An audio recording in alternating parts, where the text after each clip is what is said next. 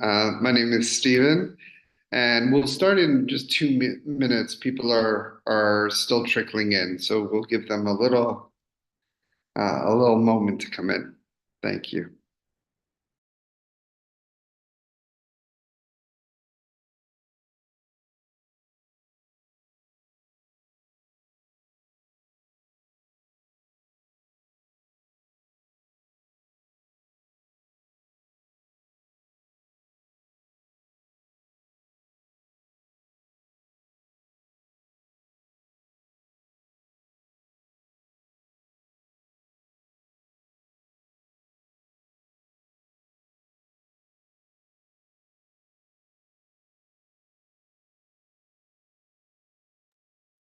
Meanwhile, let's use the chat. If you can write in the chat where you're currently situated, in what country or what city, what village, what tent, it'd be great to hear. I'm personally in Lisbon, Portugal.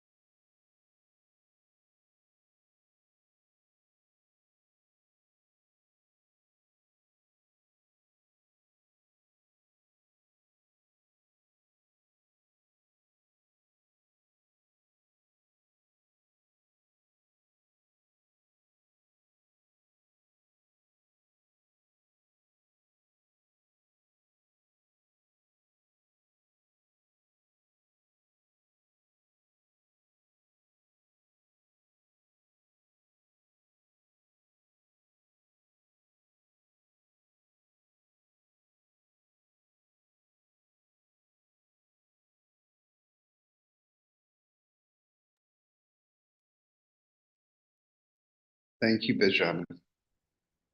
Welcome.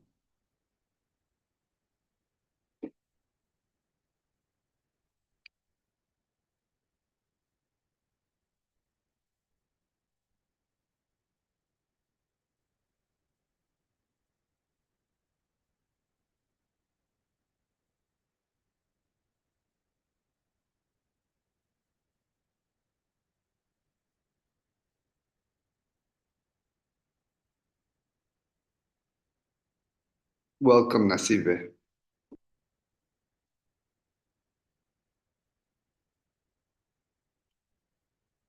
Okay, I think we'll make a start. Abdulrahman, Good morning, everyone, and thank you for having us with you this morning. We're excited to share our work with you and talk about storytelling with you. But Stephen, why don't we first sort of kind of get started by situating everyone in thinking a little bit about stories and storytellers. yeah, so we wanted to ask everybody. So first, I'm Stephen Shashra. I'm co-director of the Caravanserai Collective, here with my colleague, friend, partner, longtime friend, Abdulrahman Malik. We're both co-directors of the Caravanserai Collective. So the question we have is quite a big one, and we'll put it in the chat. It is, please name a storyteller who's had a profound influence on you. This could be a family member, it could be an author. Please feel free, but write it in the chat.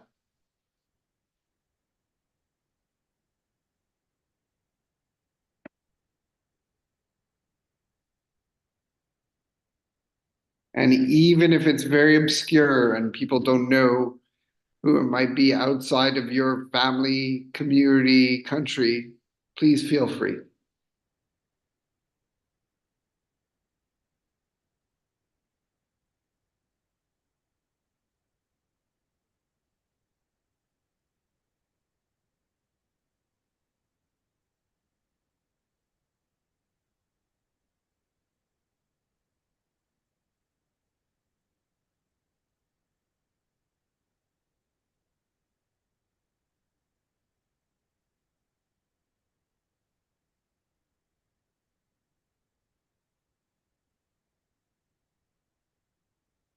Thank you, Nasibe. Oh, thanks, Dr. Rahman.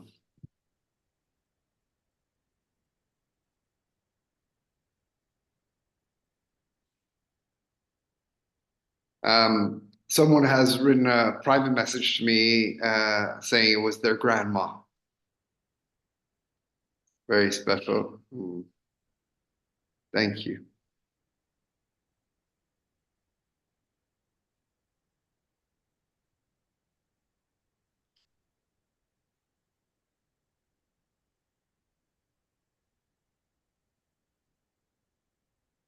Great.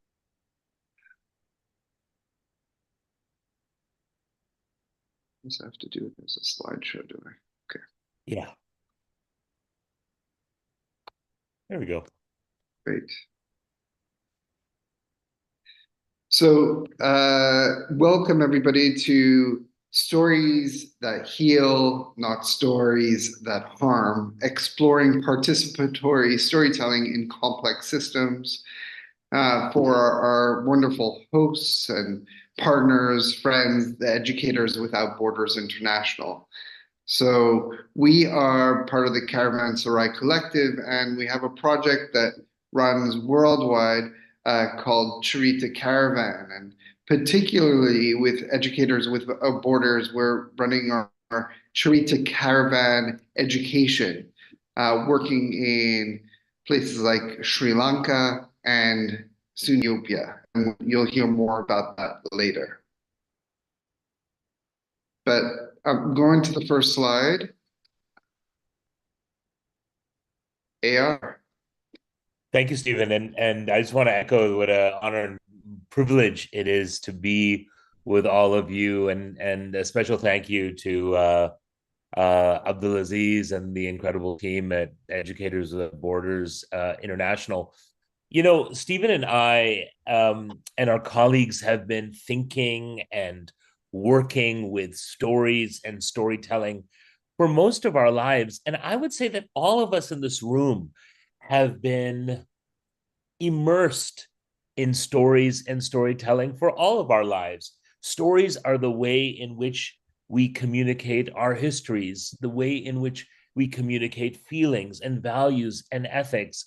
And stories are the ways in which we construct our worldviews, the way we understand ourselves and the way we understand each other. But you know what the amazing thing is, that stories can't exist um, without storytellers, and stories can't exist unless we're telling them to someone. And you know, Stephen and I have an incredible friend, a futurist storyteller, profoundly creative thinker, Mark Gonzalez. And Mark shared this with us. He said that storytelling and the circle that we sit in when we tell each other stories is the first empathy technology. Now, I just want you to think about that. When we think about technology, we think about our smartphones, and we think about apps, and we think about machines that that do things for us. We think about the mechanical stuff, but actually, what's the real meaning of technology? Technology is just a set of processes that we put together in order to achieve something. What is empathy? It's the basis and the aspiration of all human interaction, for us to understand each other so deeply that your health, joy, happiness, security, and safety is necessary for me to feel happiness, joy, security, and safety. Our friend Mark Gonzalez talks about deep empathy, not only feeling what you feel, but knowing that until you have safety, security, happiness, I can't fully be complete. The story circle is the first empathy technology. It's the first way in which we gathered around those fires and found safety with one another, and told each other about how our day was, told each other how we were feeling, told each other stories, mythologies, and in our own histories, the prophets sat down and explained stories about the universe and the divine.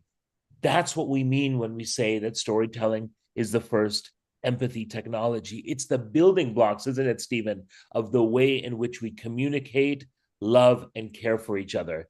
And Stephen, you and I, and another dear friend of ours convened a sort of story circle, didn't we, many years ago that got us on the road to this place. AR, it was, if I remember, it was a November cold and wet night in where you are in New Haven, Connecticut, Yale University. I was doing a fellowship there as a Yale World Fellow. Uh, We had been friends for a long time, and you came in to run a workshop on theater of the oppressed. And you being a journalist, a community organizer, um, there was a lot to say there. My fellow, Ima Abdul Rahim, uh, attended this workshop, and that's when sparks flew. We saw that amongst our different identities, and here are just a few of them, we shared a passion for bringing the world together. Mm. Uh, you through drama, storytelling, community organizing, journalism, me through dialogue primarily, and Ima through policy and practice and working on peace building. So within that session, I think Ima was the one who had that brainwave to come together and bring storytelling, dialogue, and peace building together. And soon after, we received a grant from Google.org to run the program in Indonesia. Cerita, as it's called, means story in Bahasa Indonesia. And that was in 2017. And since then, uh, thank life, thank God, we have traversed the world running this program in different ways. And one of the But, things that but we oh, learned. I will just Oh, go finish ahead. with saying that what we realize though is that we dialogue through storytelling, Mm. that storytelling is our communication method and the way that we can bring cohesion to communities that we work with. With that, No, Stephen, thank you. And I think we found in our own experience, whether we were working with Jewish and Muslim communities in London, and Ima was working on building a better democracy in Indonesia, that stories were the building blocks of communication across sometimes very difficult fault lines and issues and disagreements. But one of the things that Stephen and I realized and recognized, and very early on in this work, and Ima as well, was that stories are really important, but stories mean nothing without the people who are telling them. Stories are nothing without the storytellers. And many of us in this room know, and as students, that our teachers, our professors, will always tell us, oh, stories are so important. It's important to tell good stories. It's important to tell better stories. It's important to tell stories that don't exclude others. It's important to tell stories that are inclusive of different perspectives and points of view. But very little time is spent on the storyteller, on each and every one of you. What is it about you that allows you to tell compelling and important stories? And the truth is that the storyteller is the one who is the communicator of story. Every story needs a teller. Stories just don't exist without someone to tell them. They might just hang in the air, but they're given life by the storyteller. And so in our work, in the work that Ima and Stephen and I began so many years ago, we recognize that the only way forward for those who wanted to engage with story as a way of changing and making the world whole, healed, and better was to work with storytellers so they could tell better stories. And not only so they could tell better stories, so they could deliver them and harness their power in a way that would make real change. So, thank you, Abdulrahman. So, what is cerita? As we said, cerita means story in Bahasa Indonesia, in the Indonesian language.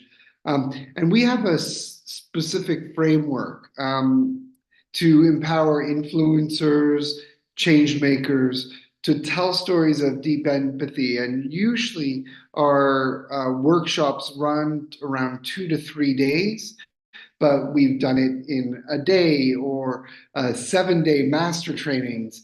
And what it is people learn not only how to tell a personal story, but it's also the story of us. And so the story of the story of you, but also the story of us.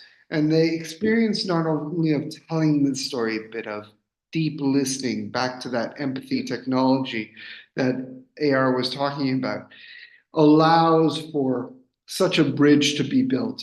The groups that we work with are very diverse. We do this on purpose, and you'll see some stories later. Oftentimes, these are the only places where such a diversity could come together. You know, from the UK to Indonesia um, to Sri Lanka to other parts of Southeast Asia or Africa, it's always the same framework where we get people of different backgrounds, genders, to experience this time together, this workshop together, and they come out changed because they've had such a deep listening to each other and acknowledging where others are is not very far from where we are. I'm looking at the chat, and Nasibe, thank you for that. Thank you for that comment. There are no stories without storytellers, but also without the audience. There's no use of stories that a storyteller does, and I really appreciate that, Nasibe, because it's about and our work, and I'm sure the work that many of you are engaged in is exactly that. How do we communicate to the communities, the audiences, the places that we are situated? And in many ways, when we talk about the circle of stories, and when we talk about human beings getting together to communicate with one another, the more poignantly and the more effectively and the more heartfelt and authentic our stories are, the more compelling audiences will be. The more people will lean in and listen. As Stephen was saying, we started really thinking about develop the skills of the storyteller, particularly in places, as Stephen described, where there had been conflict. And in our first sort of major work that we did, which was in Indonesia, we went to 5 different cities in which there had been intercultural or interreligious conflict. In many cases, where minority ethnic and religious groups had been specifically targeted. We went into communities where churches and temples had been attacked, vandalized, or even destroyed. We spoke with young people who themselves had experienced particular prejudice against their ethnic or linguistic community. We spoke with young people who came from who were the product of different backgrounds, who had multiple ethnic, religious, linguistic, language identities. And one of our challenges was, well, how does all this difference talk to each other? One, two, how does all of this difference talk to each other across real fault lines, real experiences of violence and hurt and pain? And this is kind of like the secret sauce, isn't it, Stephen? What we did was we didn't approach individuals as representatives of their communities or their organizations or even their faith, their faith or spiritual lineages. But in fact, we approached people as human beings in a particular context, dealing with a particular set of challenges. Our approach was experiential and immersive. It wasn't about seeing slides on a deck, a bit like you're seeing this morning. It was getting into the work of telling stories to each other and using our bodies, our voices, and our physical presence as a way of communicating story. We had some incredible experiences, and one of which we'll share with you in a moment, in Indonesia and elsewhere. Our work started in Indonesia, where we worked for almost 3 years, and we ended up training, in a way, 150 storytellers, people like yourself, um, in a variety of different methods and methodologies and approaches to storytelling. That group of 150 reached over 3,000. They organized storytelling events. They brought people together. They talked about the skills that they'd learned. They allowed others to experience those as well. We've been now so privileged that over the years, our work has now found its way to places like Ethiopia, Cameroon, Bangladesh, Pakistan, Sri Lanka, the Netherlands, the United Kingdom, Canada, the USA. We have found that wherever we've gone, in whatever language we're working in, the human being wants to tell their story and wants to have their story heard. We try to create the right environment where storytellers and change makers like yourself can utilize story to really reach and make profound human connections. It's important to also think of the social media aspect. So with most of our programs, there's of course replication going online. What the idea is, and it started really in Indonesia, where there was, especially when we were there was a lot of animosity happening, a lot of conflict going on online. So our hope is always to give the tools to our participants, to our Charita ambassadors, to tell their stories, their personal stories online. We feel that the more that we can build the middle, that is all of us, and give our authentic voice and who we are online, the less the hardliners, the extremes have space to maneuver. But it is an uphill battle. The Charita method uses 4 pedagogies. So storytelling, using the public narrative approach by Marshall Gantz from the Harvard Kennedy School. Augusto Boal's Theater of the Oppressed. Augusto Boal was a Brazilian social activist that used a lot of theater as social voice, to give voice to the marginalized. That's why we call our storytelling sometimes embodied, because we're doing a lot of movement with our storytelling that allows for sometimes ideas to be presented that are beyond words. We use identity exploration. We feel that people could show the many different parts of themselves. That we all contain multitudes.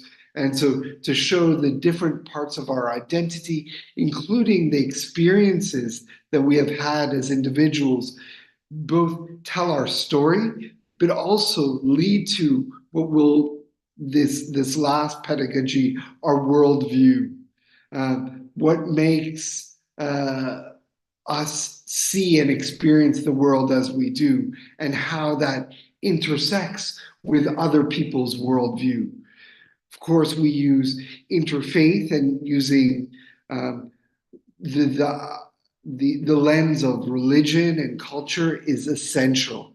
But at the end, what we want is the whole self to be interacting with other whole selves within the present moment in our workshops.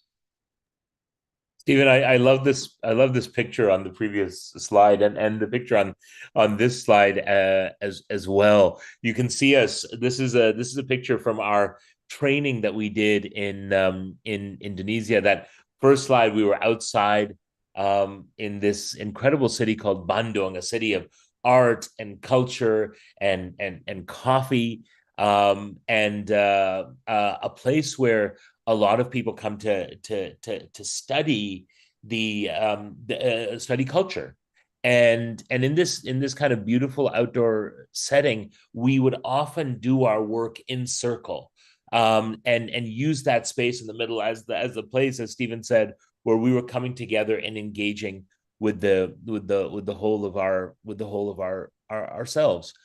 One of the things that we've done over the last few years is try to bring together all of this learning, because now we've engaged literally with thousands of people. We have the lessons from at least a dozen countries, and what we've tried to do with that is try to put it all together in a kind of an approach, an educational in kind of an educational approach.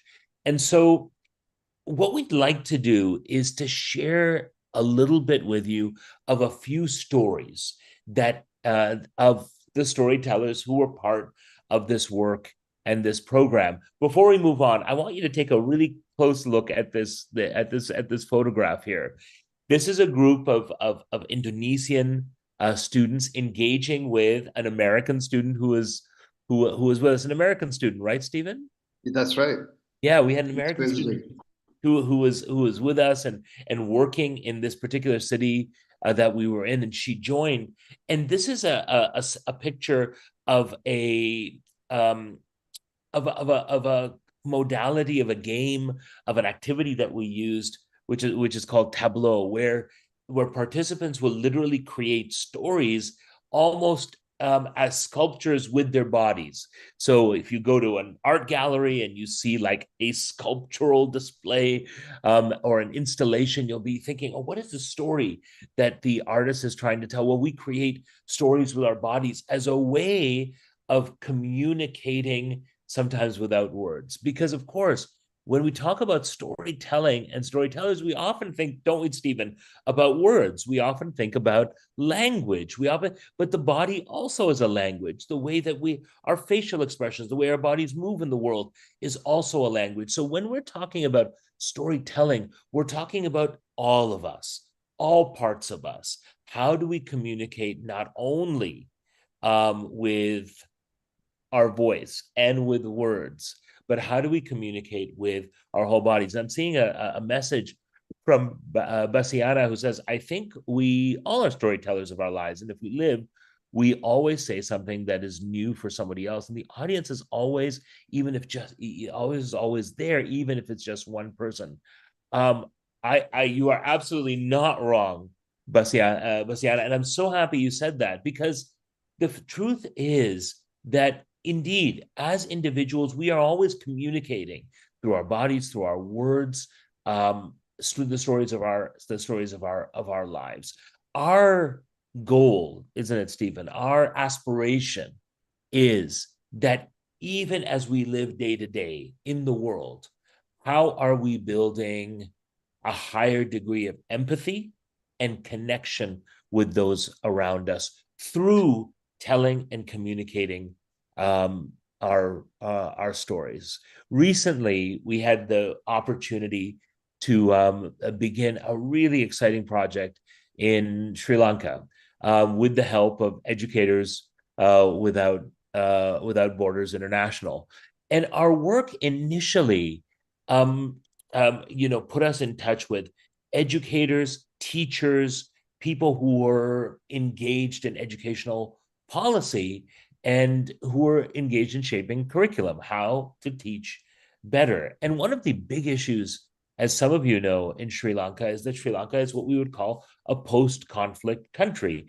a place that went through a terrible and difficult civil conflict, and which resulted in terrible violence and pain.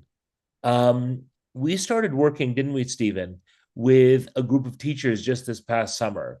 These teachers were from Muslim, Christian, Hindu, and Buddhist backgrounds. Sri Lanka is a multi-religious country with a Buddhist majority.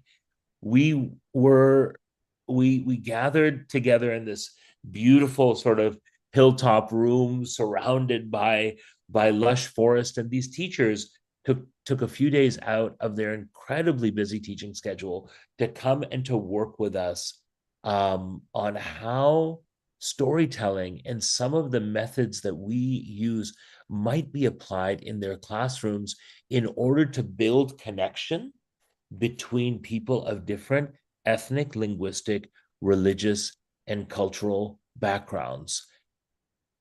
What was amazing, Stephen, wasn't it, that I think our participants, the teachers who came into these sessions, thought they would just be learning some skills. But we're not content. For us, it's not enough that they learn skills. We want them to fully engage and experience what it means to tell meaningful stories and to build meaningful connections. These teachers who were in that room didn't know each other. Some of them knew each other a little bit, but generally speaking, they were largely strangers to each other. And over the course of the several days that we were there, something amazing happened. They began to open up and tell really deep and personal stories. And one of the stories, and I'm going to ask Stephen if you could take us into it. One of the things that we asked our teachers, storytellers to talk about was why and what motivated them. What were some of the stories from their own past that would explain why they became teachers? Because we know that teaching under any circumstances is incredibly challenging and hard work. Teaching in a post-conflict circumstance where people have faced incredible personal and communal loss is even more difficult. And Stephen, this was a story of one of our amazing teachers. Yeah. So we'll call her Felicia. And Felicia, when Abdul Rahman asked the question, what is the story that got you into teaching? She said this. She once got in trouble when she was young. It wasn't something that she did, it was something that her friend did. Because she's from an ethnic minority um, within Sri Lanka, she was blamed. As a result, the head teacher of her school put a sign around her neck, as the quote says, saying, "Beware of Felicia." She had to walk around all week with this sign on her. And she asked herself, was I forever going to be a danger to others? This is what led her. This is the moment that she said, this is not good education.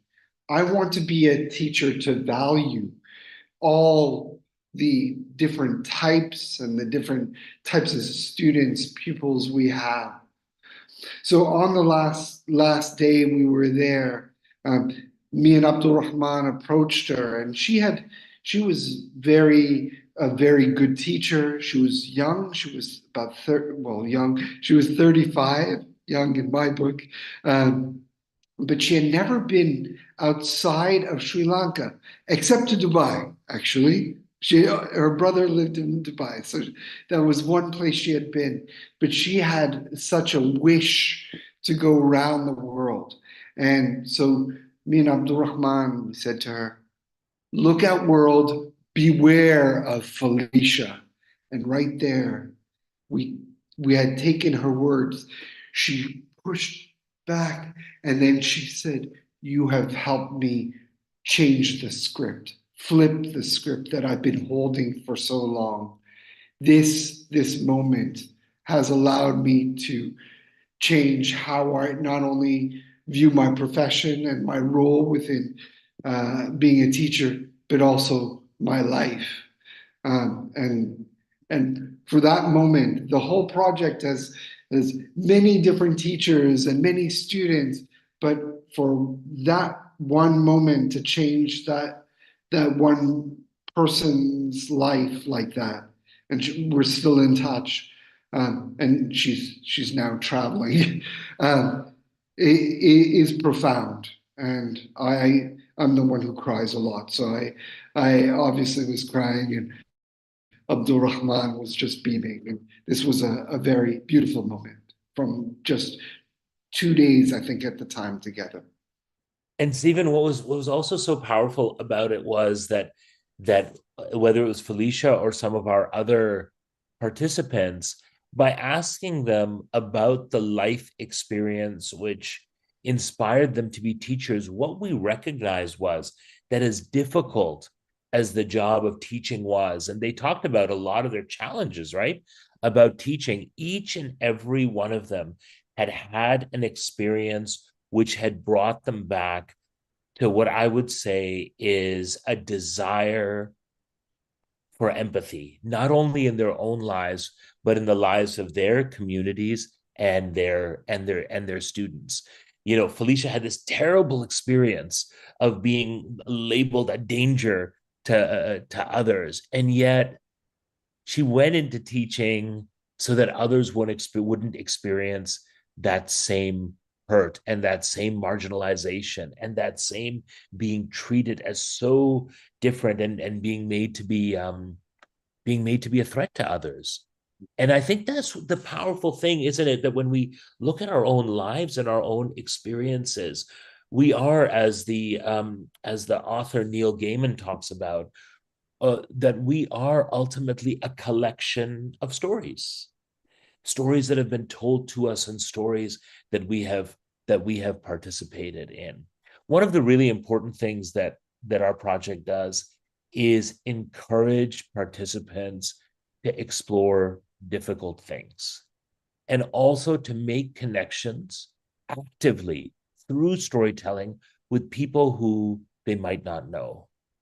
And as we conclude this part of our presentation and open it up to your questions and reflections and comments, we want to share with you um, one of the really beautiful moments in this journey for us, and that takes us, doesn't it, Stephen, back to Indonesia. Maybe Stephen, you can set up for us what happened on the day this story was told, and then if you make me the host, Yeah, I'll share some video content for all of us to yeah. see. If someone could make Abdul Rahman the host, co-host, that'd be helpful. So we went to Indonesia, in Jakarta, during a time that was fraught. There was an election for the governor of Jakarta, uh, of Java, of Jakarta. Um, so the incoming, the existing, sorry, I'm going to start that again. Rewind. Uh, so there was an existing governor of Java who was of a minority background. He's Chinese Christian. And as a result of this background, although he was born in Indonesia, there was hardline elements who were rising very much online and on the streets against him being governor, specifically because he was Chinese Christian. Um, this had all sorts of implications and such, but we were in the place 2 days after the election, 2 days after he had lost the election. Many people said it was because of the negative media and the hardline campaign against him. And within this context, we had our Churita caravan gathering with about 30 influencers, some being of Javanese Muslim background, some being of Chinese Christian background, and from some from the many islands that were around Indonesia. And with that came one story. So, Abdul Rahman, do you have Yes, the power? and thank you, Sayyid Muhammad, for making me co-host. Let me share my screen as we kind of talk about this really like fraught moment, right, in Indonesian kind of history and modern history. The video you're about to see is of one of our participants. Ray is an incredible young leader, isn't he, Stephen? He has literally dedicated his life to connecting people, young people in Indonesia, across Indonesia, with other Indonesians who are different from them. He tries to connect people from different cultural backgrounds, linguistic backgrounds, religious backgrounds. This is his life's work. And when we sort of asked Ray and inquired about what brought him to this point, what was a moment where he realized that it was really vital that people understand each other deeply, he took us to a very powerful place, which was his own personal story. And we're going to share that story with you. I'm going to share my screen, and hopefully you'll be able to see the video. Just give me one moment.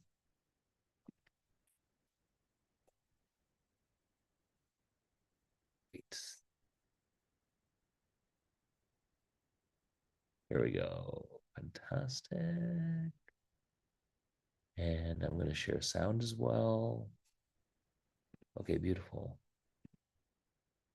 Great. I hope all of you can see that. We're gonna go to our story in just a moment. I'm gonna make it full screen so you can fully enjoy it. All right, here we go. Okay, I hope all of you can see that. This is the story of our friend Ray. Let's listen to his story. He's going to be speaking in Indonesian language, but you'll see at the bottom that his words are translated and subtitled into English. Saya bersahabat bertujuh dengan komposisi 4 Muslim, 3 Kristen, dengan suku yang unik, 3 Sumatera, 2 Jawa, 1 Cina asli dan 1 Cina darah campuran. Kami bersahabat dari single to mingle, dan saling menyayangi. Kami saling menyelamatkan hari raya. Lalu sampai suatu hari dari kami punya anak 1, punya anak 2, dan punya anak 3. Pilkada DKI Jakarta begitu menguras energi dan emosi, dan ini terjadi di persahabatan saya. Suatu hari sahabat saya, sebutlah Mawar, mengirimkan sebuah broadcast message ke grup kami yang berkata, "Hey, semua ini salah Cina di Indonesia." Lalu saya berkata, buat apa kamu mengirim seperti itu, dengan tujuan apa? Lalu terjadilah sengit sekali dan akhirnya mereda. Beberapa hari kemudian terjadi lagi bahwa mengirim lagi broadcast message, ada ribuan orang datang ke Jakarta untuk memenangkan paslon yang Cina. Saya bertanya, tujuannya apa untuk ngirim kayak gini? Lalu terjadi persaingan sengit dan akhirnya kami berdebat dan akhirnya dia left dari grup. Dan itu ternyata membuat saya juga marah sekali sama dia. Marah banget sampai saya nggak mau ketemu, saya meremove dia semua dari sosial media saya nggak mau lihat mukanya, saya nggak mau lihat. Tidak ada kebetulan di dunia ini, suatu hari, beberapa hari, seminggu yang lalu saya diundang membantu trainer di sebuah workshop. Dan isi workshop itu mengejutkan saya, di akhirnya adalah, hey, memaafkanlah tanpa syarat. Kemudian workshop itu berakhir, saya kemudian pamit dan saya berlari. Saat itu hujan sangat deras banget di Sentul. Saya berlari ke mobil dalam basah-basahan.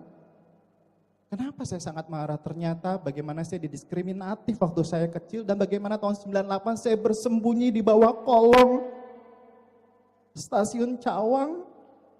Saya di sweeping karena saya Cina.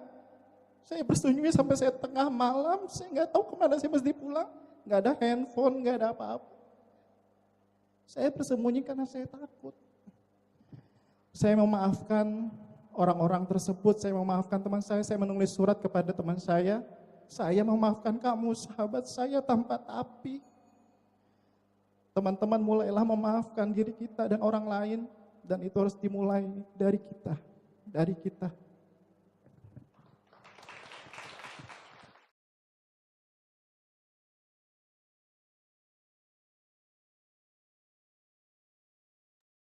It's some ways it's such an incredible story, because here's somebody who has dedicated now his life, right, to bringing people together. And yet, as a child, he had this terrible experience, because what he was talking about was when the dictatorship in Indonesia came to an end. As it was coming to an end, the Suharto regime, the Suharto government blamed people of Chinese background for bringing the government down, for being anti-Indonesian. And here was Ray, from a Chinese background, a young person who couldn't even get home, who didn't have a phone, who didn't realize whether his mom was alive or not. During those really terrible days, many people of Chinese background were physically harmed. Some were murdered. Their houses were vandalized along with their businesses. And so for Ray to speak about how those experiences in his childhood impacted him in the political moment, but also how he found the openness and the strength to forgive and to move on, is really, really powerful. What was even more powerful, wasn't it, Stephen, is that during the workshop, Ray was partnered with someone named Jans. Jans was not Chinese. In fact, she was from her parents were from two small islands off the coast of Java, Ambon and Manado, which have an indigenous population. They're not Javanese, they're from a different cultural, a language, and ethnic background.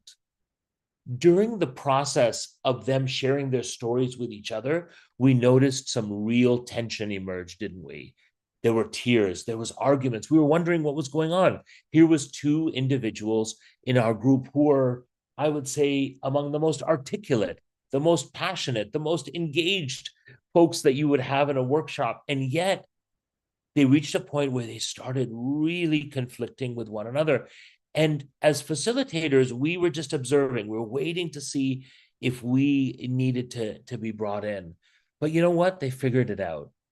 And you know what they figured out? And this is an amazing part of the story, is they figured out that Jans, who you'll see in just a moment, grew up in a family where her family actively discriminated against and spoke ill of the Chinese community in Indonesia. They were suspicious of Chinese people. They were suspicious of the role they played in society. They didn't see them as fully Indonesian. What was even more fascinating was that as the two of them came together and recognized that they were not their parents, that Jan's parents and family may have been deeply suspicious of Chinese Indonesians, but she had worked through that prejudice. And soon they realized that actually they had more in common than not. While Ray was Chinese and Jans was from these two islands, Ambon and Manado, they soon figured out that Ray's parents, mother and father, had also grown up on those two very islands. That in fact, the Chinese community that Jan's family might have come into contact with might have been members of Ray's family. What made it even more interesting for us was that Ray had later in life become Muslim and had married an Indonesian woman from Java. It turned out that Jan's best friends were of the Muslim faith as well. It had been a very important part of her learning to become empathetic and tolerant. What we realized was that the more they told each other's story and the more they talked about their own personal and lived experiences, the more they came together, the more they felt they had in common, the more their experiences spoke to one another. And so we want to show you one last video, and then we'll open it up to questions, comments, reflections. We want to show you the story that Ray and Jan's told together once they realized all these things, once they realized how connected they were. They told a really amazing and fun story together, which we want to share with you. So I'm going to share my screen again, and we'd love for you to experience this final story together. Here we go. Hati-hati sama orang pribumi. Bodoh. Gak kaya, miskin. Jangan mau main sama orang pribumi ya. Hati-hati loh. Liatin tuh. Lo nggak usah deket-deket sama orang Cina. Gayanya tuh ngeselin, sengak. Males gue deket-deket. Pribumi. Halo? Ya, tunggu juga di sana Nemi. Ya, tolong nanti jemput Mama Mi di sana. Yuk, oke, dadah. Ngana orang Manado. Iya, bokap gue tapinya Ambon. Emang kenapa? Mama gue Manado. Mama lo juga Manado? Iya. Bapak gue Ambon, tapi juga ada Cinanya. Bapak lo juga Ambon? Iya. Jadi ngana orang Manado sama orang Ambon? Iyo jo ngana do pe bye jo.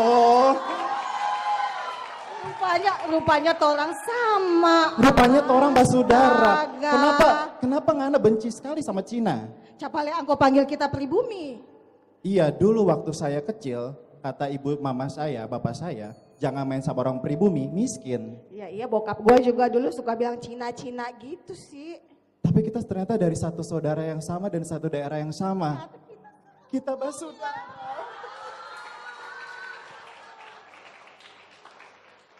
Rupanya orang semua basudara.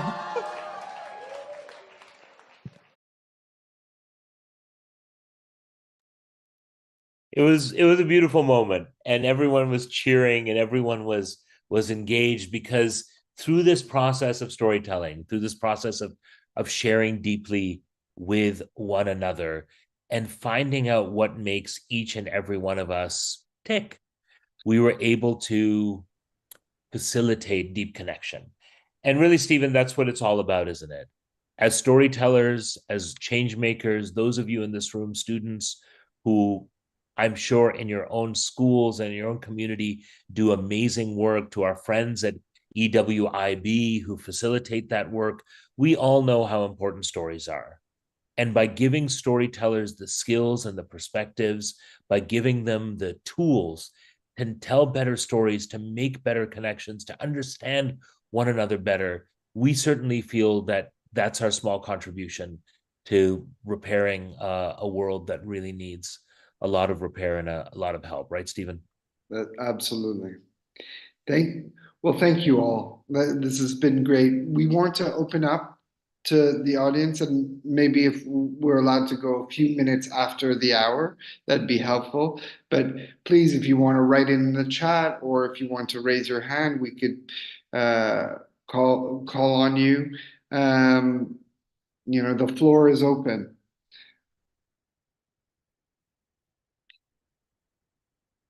And feel free to jump in, any comments, questions. You name it. Nasiba says, wonderful, great to hear these stories that I think have a great message to people. In the end, we are all storytellers with different stories, but we can find anything related to ourselves. Thank you very much for this webinar. Nasiba, thank you so much. And thank you so much for your comments. I think if we see ourselves as storytellers, who carry the stories of our own lived experience, our families and our communities, and we're sort of very intentional, right? We think very intentionally about the way in which we communicate those stories in the world. I'm absolutely with you. I think that telling of stories and becoming storytellers, or kind of embracing the storyteller within us, allows us to make those deep connections. I should say that our hope is always that there are different story circles, spaces where conversation can happen and stories could be told and listened to around the world. And in Indonesia, it was about creating little circles in cafes and local areas. There should be spaces to talk around difference and around personal stories, so that again, that worldview, interworld view dialogue is occurring through stories. And if in the future there's an opportunity, we'd love to run this with you. We could do a shortened kind of version online of our workshop, but it's best live. So if ever together, with us or without us, start with story. Thank you, Stephen. Absolutely. And this is something that we can kind of implement and make live in our schools, in the places that we work, in the places that we do good work in the world. I'm so excited to see so many people from all over the world. I'd love for those, even just before we conclude, we know that we had a number of amazing students from Albania. Bastiana says, when I came to the University of Tirana, I was from a village and from the north as well, and all said to me, "Oh, you look so wild. Is there a mountain there? Just animals live there." Like, it's so true, isn't it, Bastiana?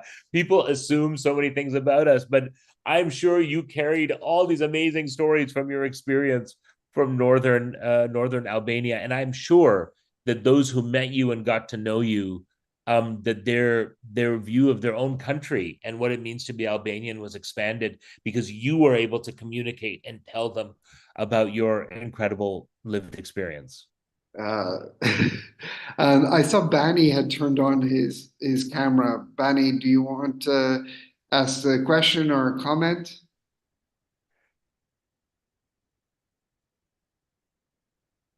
Oh, we can't hear you. Oh, I can't hear you, Bani.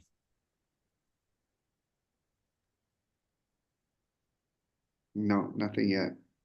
Bani, see if you can type something in the chat for Yeah, us. maybe. Can you type Yeah, it? we'd love to hear from you.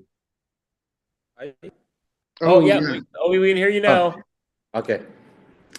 It's so glad to hear a story from Indonesia, coming from Indonesian. But yeah, actually, as you know, Indonesia is a really diverse country. It's not only about the Indonesian and Chinese, but also me. I am a minorities in my country. I'm from one of small island, and my tribe is Sasak tribe.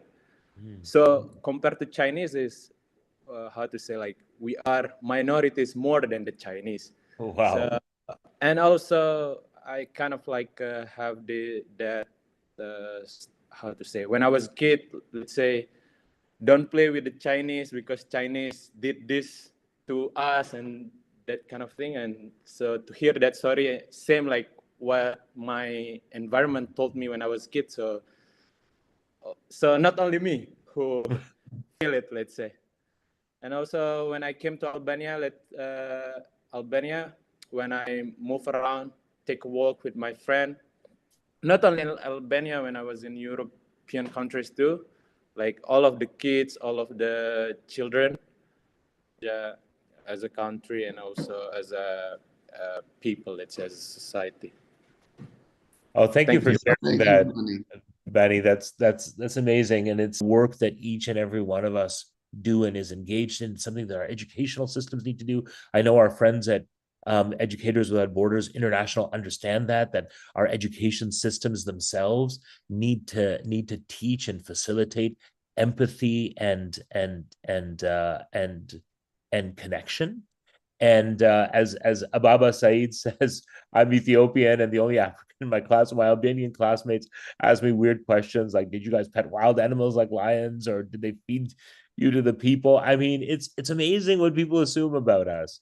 But of course, Abeba and Bani and others, by you just being there, by you being open and connective, by you telling the stories of your life experience, your homeland, and listening to others, we build that common ground.